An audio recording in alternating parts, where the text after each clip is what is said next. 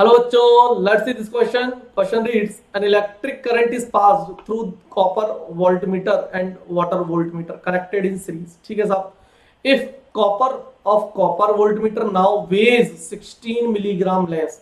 सोचो 16 milligram less का मतलब क्या हुआ होगा, यानी कि 16 मिलीग्राम डिपॉजिट हो गई होगी सॉल्यूशन से निकलकर किस पर, कॉपर इलेक्ट्रोड पर. 16 मिलीग्राम डिपॉजिट हो गई, लेस हो गया ना, तो 16 मिलीग्राम डिपॉजिट हो गई होगी.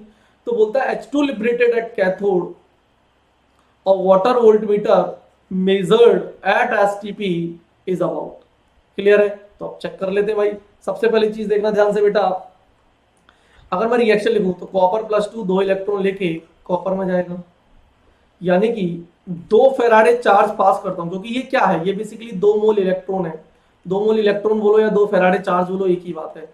तो 2 फेराडे चार्ज पास करता हूं तो 1 मोल कॉपर डिपॉजिट होती है.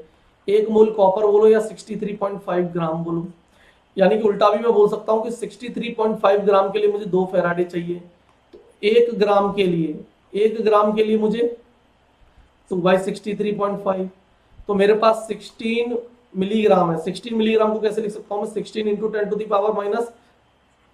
ग्राम के लिए मुझे कितना फेराडे चाहिए, 2 डिवाइड बाई 63.5 इंटू 16 इंटू 10⁻³ जब आप इसको सॉल्व करोगे तो you will get 5 into 10⁻⁴ Faraday.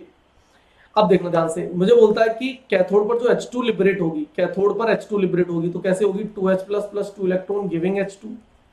Again देखना, 2 फेराडे चार्ज पास कर रहा हूं, तो 1 मोल H2 लिबरेट हो रही है. 2 फेराडे से 1 मोल, तो 1 फेराडे से हाफ मोल, तो 5 इंटू 10⁻⁴ फेराडे से half into 5 into 10⁻⁻5 4 Faraday, sorry 5 into 10⁻⁻4 divide by 2 मोल. क्या H2 लिबरेट होगी. और अगर मोल पता है तो एसटीपी पे वॉल्यूम निकाल सकते हैं हम किसी भी गैस का. क्या होता है volume, moles into 22400 volume ml में आ जाएगा. ठीक है, तो मोल्स कितने आए थे, 5 इंटू 10⁻⁻4 डिवाइड बाई 2 इंटू 22400. तो देखना बेटा ध्यान से, ये 10⁻⁻4 है तो 1 2 3 4, 2.24 इंटू 5 डिवाइड बाई 2, ये हो जाएगा बेटा 1.12 इंटू 5 5.6 ml. ml में आएगा, ml में वॉल्यूम, यस 5.6 ml. आप चेक कर लो, यस ऑप्शन सी आपको दिख जाएगा. सी, ऑप्शन सी आपका करेक्ट है, 5.6 ml. ठीक है, thank you, best of luck.